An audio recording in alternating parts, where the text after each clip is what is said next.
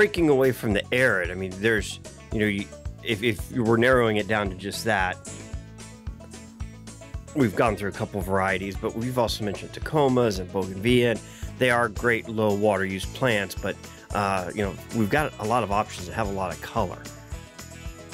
Yeah, we definitely do. Gosh, I mean, you also have things like your oleanders that have color all year round. You have whites, you have pinks, you have reds, you have just the whole color spectrum of Neriums or oleanders that we do have, and those perform very well here. And really, there's a reason you see a lot of them. It's true. There is a reason. Lantana's same way.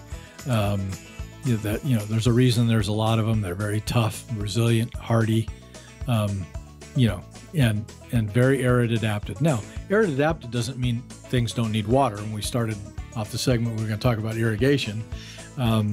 So almost everything here, to have it be landscape quality or look like you want it to be in your front yard, is going to need some irrigation. Even some cactus, they're not. We plant a lot of golden barrel cactus. Well, those aren't native, and they need some water at certain times of the year.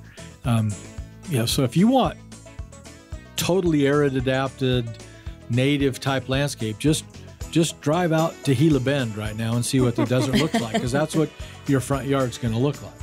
It's going to be creosote, saguaro cactus, and so jojoba as well, maybe some milkweeds, So but it's not going to look that great half the year.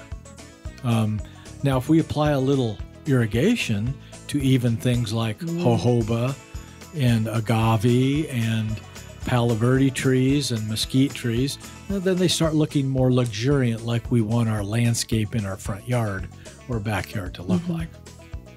And it doesn't take a lot of water to do that, but the infrastructure still has to be there. And there are houses in old parts of Paradise Valley or older, that were developed when it was, out in the middle of the desert, and people landscape that way. And if you're okay, I'm not saying it's right or wrong.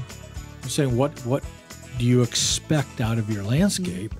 And if you want it to just be natural, native desert, then that's fine. Just beware that, in periods of prolonged drought and heat, that those desert adapted plants adapt for a reason. They kind of shut down and lose leaves and that sort of thing. That's not what the rank and file folks, though, that live in a subdivision are going to want it to look like. But as a grower of all of these plants, you have to grow for every niche in the market. Exactly. Rosie on the house, every Arizona home.